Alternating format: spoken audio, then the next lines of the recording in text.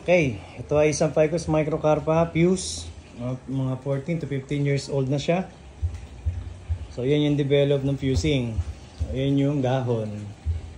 Yan yung dahon ng Ficus microcarpa. Tapos, huwag kayong kabahan kapag nakita nyo may mga nagdidilaw na ganyan ngayong panahon. Kasi, normal lang yun kapag umuulan talaga na tuloy-tuloy.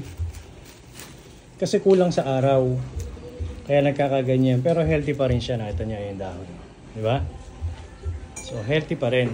Yun yung mga nalaglag. Nung mga nakarami nalaglag pa dyan, pasilipin natin yung ilalim. Yan yung ilalim ng Ficus microcarpa.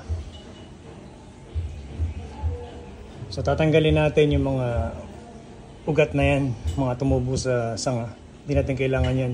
Kasi pagka yan, once na bumaba sa lupa, pwede magkaroon ng reverse tapering ang mga branches natin. Pagka ganun. So, huwag natin hahayaan na masira. So, ang gagawin natin ngayon dito, magtitrim tayo kasi maabot na siya. Wala nang negative space. Ayan, napansin nyo, ayan. Ito yung negative space niya, no? So, abot na siya. So, magbabawas tayo dito ng magbabawas tayo rito ng mga twigs para makita uli natin yung layering ng paddings.